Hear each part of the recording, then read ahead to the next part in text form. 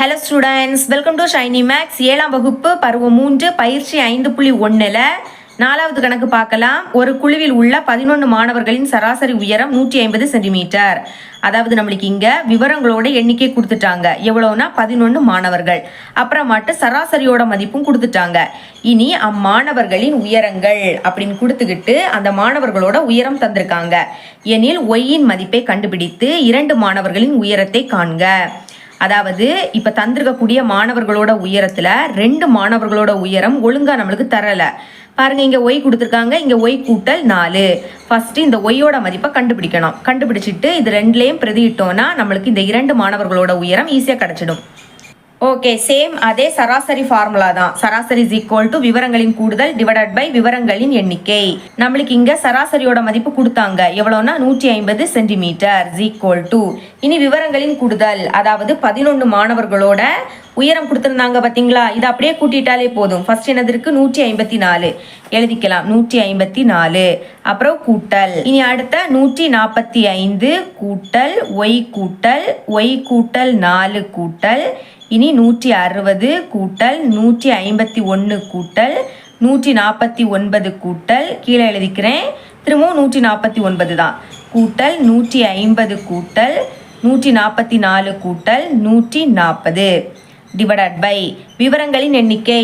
நமக்கு எத்தனை மாணவர்களோட உயரம் கொடுத்துருந்தாங்க, 11 மாணவர்களோட உயரம். அப்போ கீழே 11ன்னு எழுதிருங்க. இங்கே 150 வகுத்தல் இருக்கக்கூடிய 11 சமத்துக்கு எந்த பக்கம் வந்துன்னா பெருக்கலா மாறிடும். அப்போ பெருக்கல் போட்டுக்கிட்டு 11ன்னு எழுதிருங்க. இப்போ பாருங்க, ஃபர்ஸ்ட் ஒய்யை கூட்டலாம். ஒய் வந்து 2 வாட்டி இருக்கு. அப்போ ஒய்யை கூட்டினா என்ன கிடைக்கும், 2 ஒய்னு கிடைக்கும். 2 வாட்டி இருக்கிறதுனால 2. அப்புறம் ஒய்யை எழுதிருங்க. கூட்டல்.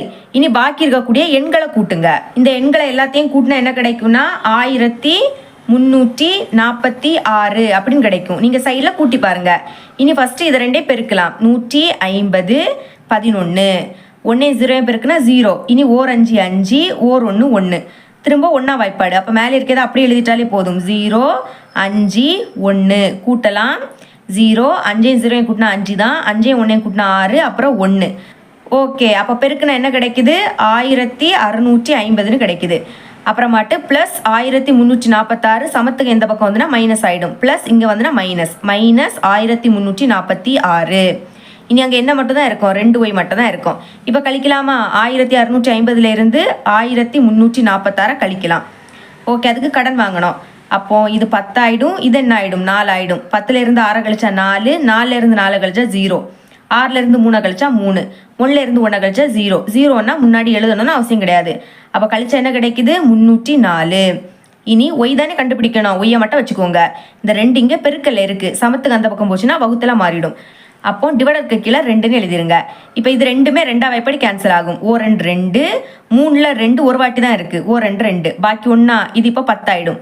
10ல் 2 5 வாட்டி இருக்கு. I 2 10. 4ல் 2 2 வாட்டி இருக்கு. E 2 4. ஓகே, இதுக்கு மேலே கேன்சல் பண்ண முடியாது. அப்போ ஒய்யோட மதிப்பு என்ன கிடைக்குது, மேலே பாக்கி என்னது இருக்கு, 152. இதுதான் ஒய்யோட மதிப்பு.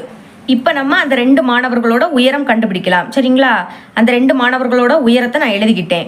உங்கள் புக்கில் கேபிட்டல் ஒய்னு கொடுத்துருப்பாங்க. நீங்கள் ஸ்மால் ஒய் போட்டாலும் ஒன்றும் இல்லை. இப்போ ஒய்யோட மதிப்பு என்னது, 152. அப்போ ஒய்க்கு பதில் 152ன்னு எழுதிக்கலாம். 152 சென்டிமீட்டர். இது முதல் மாணவனோட உயரம். அடுத்த ஒய்யோட மதிப்பு என்னது, 152 கூட்டல் 4. சரிங்களா, சென்டிமீட்டர்னு எழுதிக்கலாம். ஃபஸ்ட்டு 152 சென்டிமீட்டர் கமா 152க்கு கூட 4 கூட்டினா என்ன கிடைக்கும், 156ன்னு கிடைக்கும். 156 சென்டிமீட்டர். இதுதான் அந்த 2 மாணவர்களோட உயரம். இவ்வளோ தான் இந்த சம். இனி 5வது கணக்கு. ஒரு கிரிக்கெட் அணி கடைசி 10 போட்டிகளில் பெற்ற ஓட்டங்களின் சராசரி 276 ஆகும்.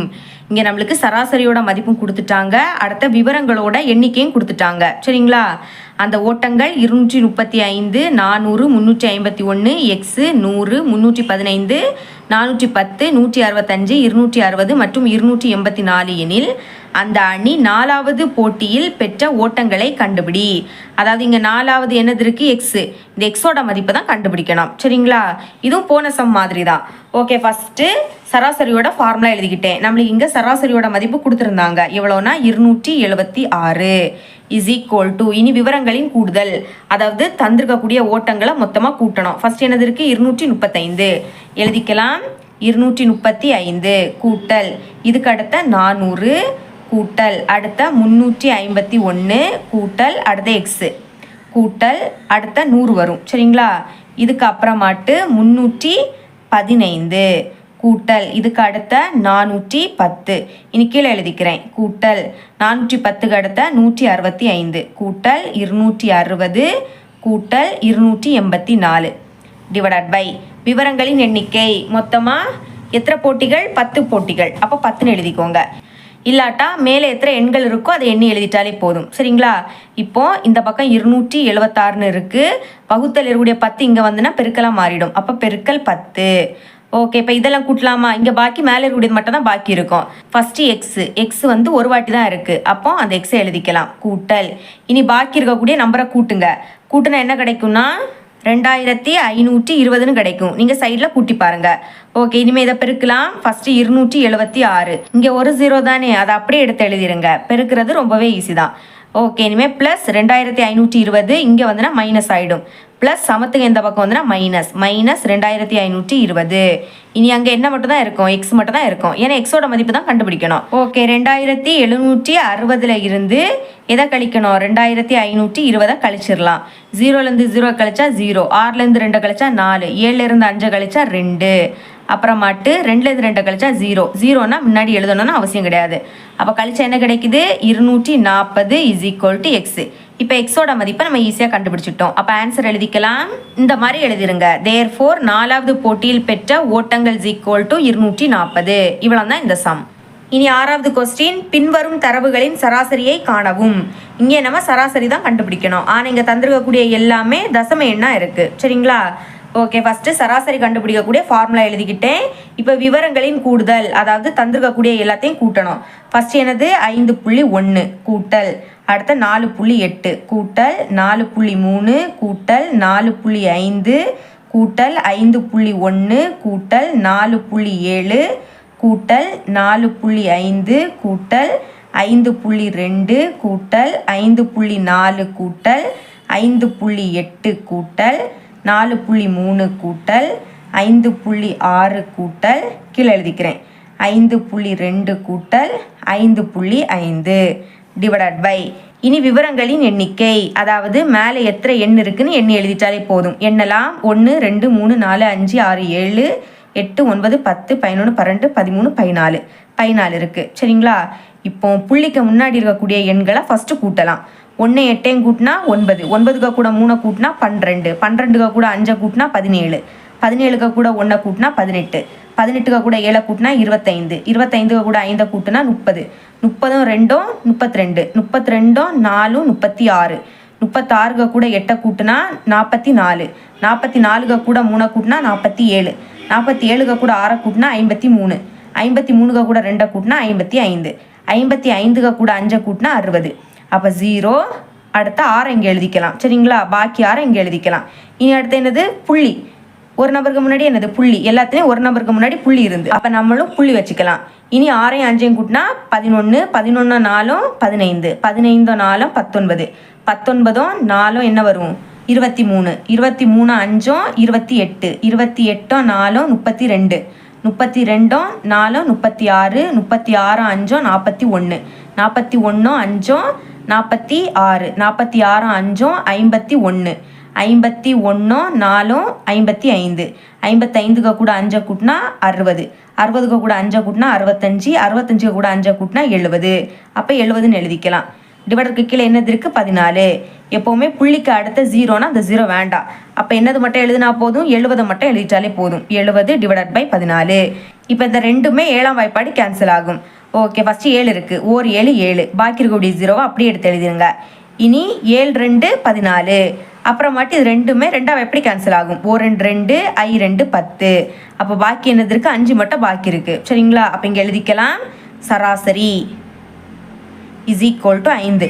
டிவைடருக்கு கீழே 1ன்னா அது எழுதணும்னு அவசியம் கிடையாது. இதுதான் நம்மளோட ஆன்சர்.